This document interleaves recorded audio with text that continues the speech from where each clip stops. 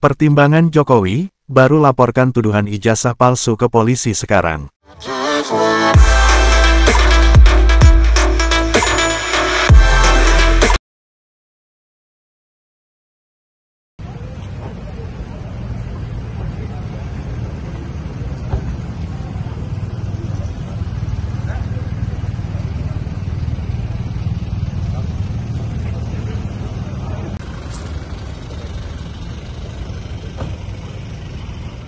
Presiden ke-7 RI, Joko Widodo melaporkan dugaan pencemaran nama baik dan fitnah memiliki ijazah palsu ke Polda Metro Jaya pada Rabu tanggal 30 April tahun 2025. Jokowi mengatakan, perlu datang langsung untuk melaporkan perkara ini.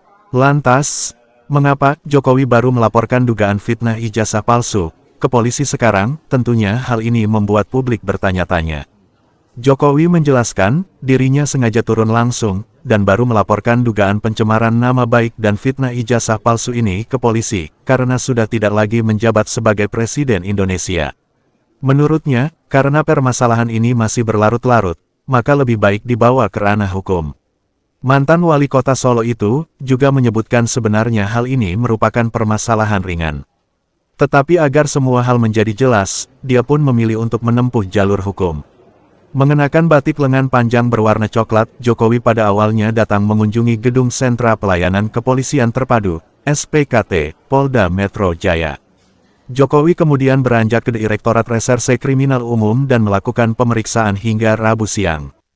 Kuasa hukum Jokowi, Yakub Hasibuan mengatakan, bahwa Jokowi mendapatkan 35 pertanyaan dari penyidik, berkaitan dengan riwayat hidup hingga pendidikan. Selain itu, pertanyaan itu juga mencakup terkait dugaan tindak pidana yang dilaporkan Jokowi. Dalam kasus ini, Jokowi melaporkan 5 orang berinisial RS, ES, T, dan K, ke Polda Metro Jaya. Kelima individu tersebut dilaporkan karena diduga melakukan fitnah, serta mencemarkan nama baik, menggunakan media elektronik.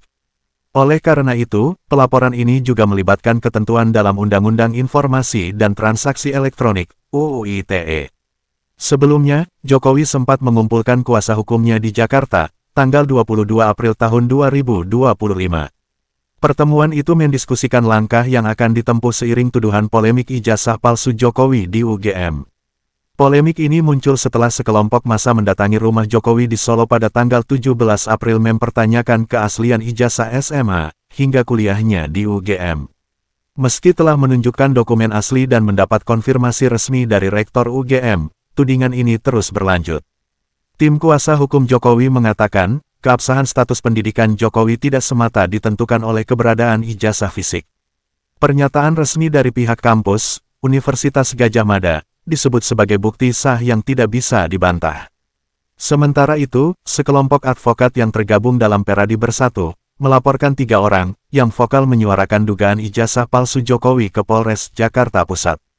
Mereka adalah Roy Suryo, Tifauzia Tiasuma, dan Rismon Sianipar.